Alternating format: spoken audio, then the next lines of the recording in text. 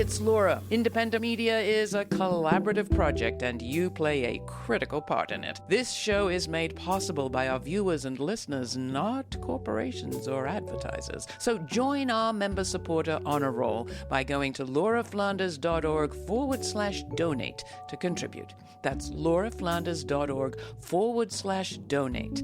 And please stay kind, stay curious, and commit to supporting this no ads, no gimmicks, not all about profit show, again, or for the very first time. Thank you. Now on with this week's show. At least half of the population here was working over there, and it boosted the community greatly. I see another nail in the coffin of a small and dying community. Let's find something locally that we can do to meet a need in this community. There were more institutions of incarceration in the state of Virginia than there were institutions of higher learning. Instead of investing $1.5 billion in our prisons, parole, probation, what if that was invested in communities? Craigsville, Virginia is a 2-square-mile, no-stoplight town located about 30 minutes southwest of Stanton and about an hour-and-a-half's drive north of Roanoke. Until about 6 months ago, Craigsville had a population of around 900, a handful of stores and restaurants, 9 churches, and a prison, the Augusta Correctional Center, a maximum security prison that kept the local economy humming. In July 2024, that prison closed, along with 3 other facilities across the state of Virginia. With little warning and minimal time for planning, local people were left wondering what happens next to their town, their economy, and its culture. We sent a team to listen in to some of the townspeople of Craigsville's deliberations. Chelsea Higgs Wise is a community organizer based in Richmond, Virginia. Her work focuses on empowering Black communities economically and educationally, and she's co-founder and leader of Marijuana Justice, a Black-led organization established to repair the harms of the drug war. Durham, North Carolina-based Lewis Raven Wallace is an independent journalist and author, as well as the Abolition Journalism Fellow at Interrupting Criminalization, a resource hub led by former guests of this show, researchers Mariam Kaba and Andrea Ritchie. A few months after the Augusta Correctional Facility closed, Lewis and Chelsea went to Craigsville for Laura Flanders and Friends. We came here to Craigsville to look into what it could mean to decarcerate the economy of a small town. Craigsville is a beautiful rural place in the western part of Virginia, but its problems are not unique. In 2024, Virginia closed down 4 of its prisons. Here in Craigsville, that's meant this town with a population of just over 900 people is left with some real challenges. Fewer jobs, fewer visitors, and bills that can be hard to pay without the revenue from the prison.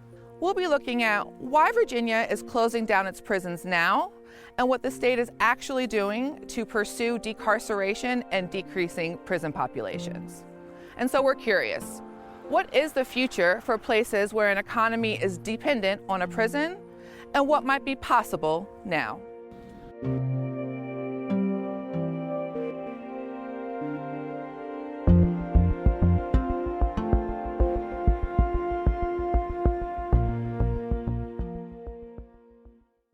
Richard Fox has been the mayor of Craigsville for 35 years, and he's a lifelong resident. He gave us a tour of Augusta Correctional Center and the town of Craigsville's water plant right up the street. There was about 1,400 inmates, and I think they had somewhere in the neighborhood of 360 employees. This is a mail trail unit that they use to intake the mail and separate it, take it into the inmates from this trailer right here. Now, this is a water plant. This facility right here cost $1 million to build. About 60% of the water went to the prison, to the correctional center. Fred Sprouse grew up on a farm near here. He manages the town's water system, which supplied a lot of water to the prison and relied on the state for water revenue. It hurts. You know, our usage just went in half. But of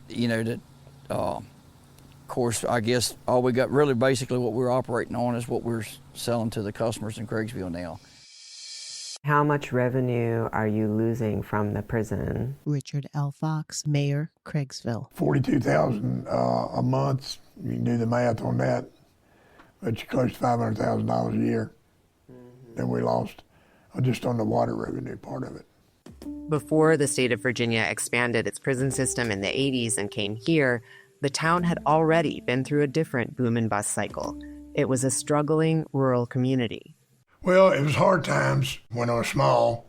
Of course, we hit the Depression and one thing and another back then. And the only employment, or the actual major employment here, was the Lehigh Portland cement plant when it opened. The town was booming. We had 5 grocery stores. We had 4 filling stations. We had a drive-in theater, a walk-in movie theater, a bowling alley. It was a booming place when Lehigh cement plant was open. And of course it closed in '68, which kind of took the heart of the town out. A major slowdown with the closure of the Lehigh cement plant lasted through the 1970s. Then in 1985, the state of Virginia opened Augusta Correctional Center. At least half of the population here was working over there at that time, got jobs and was working right here. And it boosted the community greatly. And of course, the revenue coming in from the correctional center boosted the town's operational costs also, and kind of devastating for them to leave. So half the residents of Craigsville were working right at Augusta. Was that throughout until they closed, or did that shift over? No, that just kind of dwindled down over the years. Several of them were hurt, and several of them retired. And it dwindled down to where they were having problem keeping staff working over there. We met Tracy Martin at the volunteer fire station just up the hill from Craigsville's main street. I am the fire chief here. Been here for, 43 years. Been the fire chief for 10, following in my father's footsteps. Everybody in this town is a neighbor. Everybody in this town's family. When I worked at the Augusta Correctional Center, I was there for almost 4 years. And it was a different community to work in. You deal with inmates every day, but like I said, I don't blame the inmates. The inmates weren't hard to work with. It was the leadership of the company that was there. They made it really hard for employees. That's why they lost employees. It's because you didn't treat your employees good. Over time, the prison was understaffed and had fewer people locked up. In early 2024, it became clear it was on the list for closure. Pam Carter is on the Augusta County Board of Supervisors and represents the Craigsville area. There was rumors going around that the prison was going to close, but again, we felt like those were rumors and we didn't know how much validity to add to that. So it was quite stressful. We had a one meeting with the Department of Corrections initially to talk, and the mayor was there. Our 2 state legislators were there. I was there, and then people from the Department of Corrections were there also. Richard L. Fox, Mayor, Craigsville. I was hoping for some way we could keep it open, which in the meeting that we had here with the public that night, I specifically asked them, what can we do to keep it?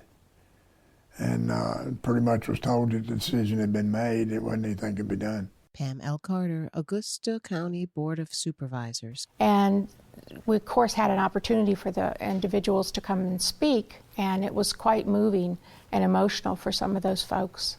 They were worried that they weren't going to be able to find work that was going to be close enough or pay the amount of income that they were having at that time. So that was the main thing, was the income. Augusta Correctional Center was emptied out in a matter of months. Most of the staff were placed in other facilities or offered retirement, and it quickly changed things in Craigsville. Someone who noticed was David Swink, a cattle and hay farmer who lives nearby and hangs out at the local diner, Bee Gees. Well, I live about 2 miles from that prison, and obviously I see a dramatic shift in the traffic on the road that I live in. But I come to the restaurant, Bee Gees restaurant here in Craigsville, and I see the decrease in business It used to be some of the officers would show up for lunch, and of course that business decrease has been seen. The farm is still operating, but we don't know the future of that. I've seen some of the small businesses close, and my heart really goes out for the area when that happens, because I see another nail in the coffin of a small and dying community. The state of Virginia has bailed Craigsville out from its debts for the time being, but the town is still left with about a third of its yearly revenue missing since the prison closing down. Unless somebody opens up something new in the facility sometime soon, it's not clear how the town will pay its bills. In 2023, Virginia led the nation in reducing prison populations. But why are prisons in Virginia closing? Virginia prisons are closing because of a reinvestment in a population of our society that was deemed irredeemable. And that population is those individuals who are incarcerated. Sincere Allah with the Reform Alliance knows firsthand what Augusta Correctional Center was like when it was open. He served 2 terms during his time in Virginia State Prison, and he's not sad to see it close down. I left Augusta that first time in 2010. When I left, no AC, no heat. So Augusta initially was a lot of its cells were meant for single occupancy. They restructured Augusta when they had that big prison boom or a big incarceration boom in the 90s. They restructured and put bunks. They double bunked all the cells, which meant now you have pods where it was only meant for maybe 40 people total, now have 80 people in them. So you double the occupancy and in an environment that has very little exhaust, so you can't get airflow in or out of the pods. And there was a new mandate on level 4s and up where you only get out of cell time a certain amount of time a day / a week. So we were locked in our cells for longer periods of time, in which without AC and heat. So in the summertime, when it's 90, 100 degrees, it's upward of 110 in the pod. Like your walls sweat. You sweat, thinking makes you sweat. We continue to talk about how he became involved in prison reform. I spent 24 years incarcerated in the Department of Corrections here in Virginia, from the age of 18 to the age of 42. And I was successfully able to earn a pardon by the former Governor Ralph Northam on January 14, 2022. And from that day, I have been working on legislation. I have been testifying amongst the General Assembly, both on a state and federal level for legislation related to social justice and criminal justice reforms. In 2021, myself and the organization that I currently work for, Reform Alliance, we helped to restructure how probation is viewed in Virginia. And that itself helps to decarcerate lots of individuals. 46% of our prison system at that time was filled with individuals who had technical violations. So we have worked to make sure that that doesn't happen ever again, and also earn sentence credits.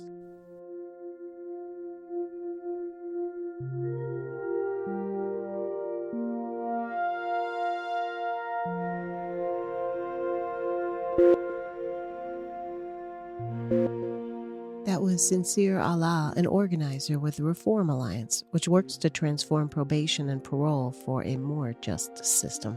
This is Laura Flanders and Friends with a special report on the rural town of Craigsville, Virginia, left in limbo after its prison abruptly shut down in the summer of 2024. Our correspondents are Chelsea Higgs Wise, a community organizer and policy advocate based in Richmond, Virginia, and Durham, North Carolina-based Lewis Raven Wallace, an independent journalist, author, and Abolition Journalism Fellow at Interrupting Criminalization. We're envisioning the future of Craigsville and investigating how decarcerating the economy can become a win for all. Next, Margaret Breslau, co-founder of the Virginia Prison Justice Network, offers some historical perspective behind the rise of prisons that once promised an economic boom for small rural communities like Craigsville. You can watch this special report at our website. lauraflanders.org. Laura closes each week with a commentary. This week's is on what could happen to the Augusta Correctional Center in Craigsville under the Trump administration. All the information is at lauraflanders.org. And while you're there, please take a moment to subscribe to our newsletter to receive information on all of our web exclusives, including our full uncut conversations. And now back to our special report.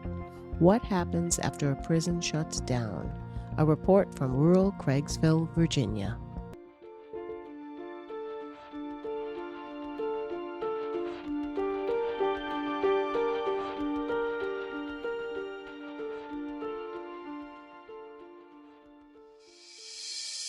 Starting in 2022, earned sentence credits let some people who held jobs and took classes actually be released from prison earlier. Before these reforms, Virginia was locking up more people per capita than most other states. So there are lots of little Craigsvilles, places where prisons had become an economic boon. Margaret Breslau is the co-founder of Virginia Prison Justice Network. Back when prisons were really being pushed in communities, back in the 90s, tough on crime, these small rural communities thought, hey, we're going to revitalize our communities. We're going to have jobs. But now it's a different story. Sincere Allah, the Reform Alliance. There were more institutions of incarceration in the state of Virginia than there were institutions of higher learning. The cost in Virginia to incarcerate individuals was far greater than the cost to educate an individual post-secondary, meaning you can put a person in prison for a higher dollar amount than it would take to educate that person post-high school. The U.S. still has one of the highest incarceration rates in the world per capita. Sincere and Margaret both argue that the best thing for people inside and outside of prison is full decarceration and closing all facilities. They say prisons are a drain on places like Craigsville, creating short-term gains but then leaving these rural residents to pick up the pieces. Prisons create an extractive economy. Margaret Breslau, co-founder, Virginia Prison Justice Network. You're pulling people out of the community into jails and prisons. You have the extraction of low-wage workers pulled into this jobs that aren't going to go anywhere, right? And you only need a GED or a high school equivalency to get a job in a prison. When you have an 18-year-old, a 19-year-old working in a prison, I can't imagine what that does to your psyche. Managing grown men, been in this world that is it's a violent world, and it's a dehumanizing situation. That's why you have a carousel of staff, right? So you're never going to get a stable workforce by counting on a prison. Sincere Allah, the Reform Alliance. These communities really don't have an economy that wasn't centered around corrections. Like some of these individuals were like their fathers or their moms, or someone's a nurse, their sister works in the medical department, their brother works in the commissary. Then you got three of them that are, three people, a husband and wife, maybe correctional officers. Like that was the kind of, thing that this entire area relied on since the 80s. We have to look at what prisons do to all of us, how it impacts all of us. And what I would say is that building these prisons has not changed communities. It hasn't helped people inside. It hasn't helped create all these amazing jobs. So instead of investing $1.5 billion in our prisons, parole, probation, what if that was invested in communities? This is the question we brought to the people of Craigsville. What if there was new investment in the site that used to be Augusta Correctional Center? What would they envision for their own community? We went back to BG's, Craigsville's local hangout. Claudette Wilcher is a pastor. Let's forget Walmart. Let's forget Sheets. Let's find something locally that we can do to meet a need in this community. David Swank, local cattle and hay farmer. Well, I personally would like to see tourism fill the vacancy. I travel to Gatlinburg and Pigeon Forge every year, and I look around my community, the God-given beauty that exists here. Take, for example, right down the road 15 miles, we have Goshen Pass, river flowing through big boulders, and I see what tourism has done for that area, and I would like to see some of the void filled with tourism. Sandy Sprouse is another resident born and raised here. She owns a small business right next door to BG's, Grandma's Busy Bees. I would love to see them to utilize that space for something positive. I know when the Stanton Correctional Center closed down, they were able to transform some of that facility into apartments. It would be a lot of work to do that with this type of structure, but I think it could be done. There is a medical facility within the prison. It would be nice if we could utilize that somehow for the community. And it would be wonderful, and I'm speaking from experience here, but it would be wonderful to have like an adult daycare.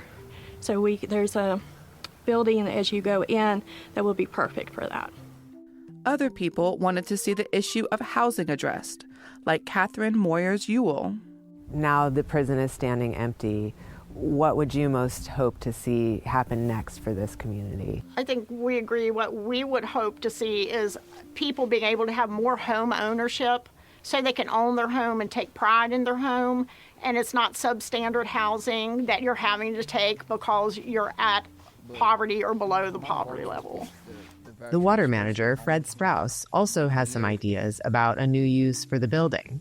If the VA could open up something, I mean, they could have their own medical center. I mean, everything could be. I know it's a lot of money to do that, but I mean, the way I look at it, it's benefiting people that serve their country. Is there anything that the prison facility could be other than a prison or detention center? Richard L. Fox, Mayor, Craigsville. Well, there's a couple different things going on across the state. One is the Department of Corrections teaches classes in their facilities, and once they pass those classes, a lot of their charges are removed, but they transport them from different prisons to take those classes. All of that could be held right here in this facility right here without any problem at all.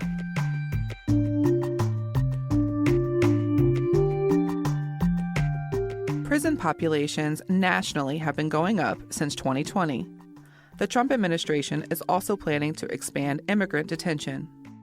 All of this means Craigsville and places like it might be courting the federal government to try and get another prison in their community. But we asked people in Craigsville to keep imagining what else was possible. Tracy Martin, Fire Chief, Volunteer Fire Department, Craigsville. If we could do an open gate thing, there's a gorgeous gym in there that is just full of equipment that these young people could very, very much get something out of. There's a beautiful library in there. There's 2 ball fields there. There's plenty of office space. It can be turned into a lot of things. David Swank, local cattle and hay farmer. My heart goes out to farmers, and I like to see the area stay open and continue to be used for that. However, there's probably a lot of other uses. For example, solar could be set up in some of the open areas, things that would generate some revenue. The people in Craigsville and other towns where prisons close are in a tough situation. They still have this building on their hands, and it's still not clear where the funds would come from to turn it into something else. But at least in Virginia, decarceration is happening, and more people are realizing that prison economies are not sustainable. There will need to be long-term solutions for places like Craigsville that aren't about locking people up. Sincere Allah, the Reform Alliance. My vision or my dream or hope or aspiration for a thriving economic stronghold in the Craigsville and surrounding area would be, if it's in corrections, would be an investment in individuals re-entering society. So right now there is a housing shortage across the entire United States of America for individuals who are being released from long-term incarceration and short-term incarceration. The prisons are closing because the population is shrinking, not because these people are disappearing. They're coming back into society, but they're coming back into society with less skills and less opportunities. So the entire community of Craigsville and around can be used to aid and assist in the reintegrating of individuals back, successful reintegration of individuals back into society. Margaret Breslow, co-founder, Virginia Prison Justice Network. People end up in prison because they've got problems that have not been solved in their community, addressed in their community, whether it's opioid addiction, houselessness, no jobs, mental health, education. What if we were to address those needs? What if we turn that prison into behavioral health, mental health, support systems for women who often experience partner violence in their lives? What happens when communities have prisons? The prison is the community, and there's no connection there. But what if we created spaces where there was connection, where people could thrive? That's what I would like to see. Richard L. Fox, Mayor, Craigsville. We're in a working process of trying to get things going here again. And we've got several businesses, the dollar store and different things that's opened up to Rite Aid, and things starting to open up when this happened. And hopefully they'll continue on without any problem. I don't foresee anything happening in any of those. We've got a new marathon station just opened over here next door, and things are coming along. The more we have of the food, the more sales tax, food tax we get, the more that'll help and getting some of the income back into the town. It's a shame to waste all of this. I'm telling you, it's a shame. We're leaving Craigsville with a vision, including solar panels, tourist attractions, more farmland, recreational spaces, housing, and even new avenues for gainful employment. People have the ideas for what could become of Augusta Correctional Center or any place that a prison moves out of. But we're left wondering, who will pay for these ideas? How can small rural communities be supported in a sustainable transition? And what structural changes are needed to truly invest in healthy communities, state and nationwide? How can decarcerating the economy become a win for all?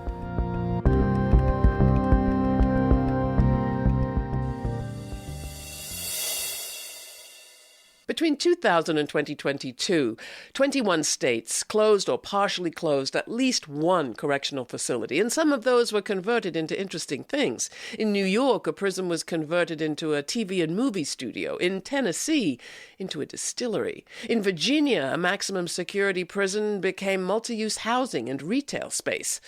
But those are the exceptions, not the norm, reports the Sentencing Project. More often, given few resources for planning and little time, communities end up staying in the incarceration business one way or another.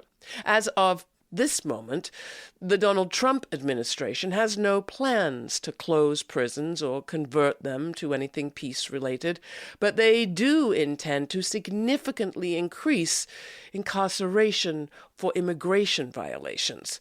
And that is one road that Craigsville could go down now. Will the people of Craigsville opt for that as the path of least resistance, or will they imagine a different future, perhaps more forward-looking, that could take them down an entirely different path? With limited budgets come limited choices, but there's no accounting for well-organized imagination, and Craigsville seemed to have a lot of that. With thanks to our reporters, Chelsea Higgs Wise and Lewis Raven Wallace, stay kind, stay curious. Till the next time, for Laura Flanders and Friends, I'm Laura. Thanks for joining us. For more information on this episode, check out our show notes posted for free at patreon.com/Laura Flanders and Friends. And we invite you to subscribe to our YouTube channel to watch the premiere of each week's show and chat in real time with Laura. The premiere now airs on Fridays at 5 p.m. Eastern. Thanks to our member supporters, this show remains free to millions on public TV, community radio, and as a podcast. Not a member yet? Make a one-time donation or make it monthly at lauraflanders.org. This show is produced by yours truly, Laura Flanders, along with Sabrina Artel, Jeremiah Cothran, Veronica Delgado, Erica Harley, Jeanette Hernandez, Jeannie Hopper, Sarah Miller, Nat Needham, David Neumann, and Rory O'Connor. Thanks for joining us.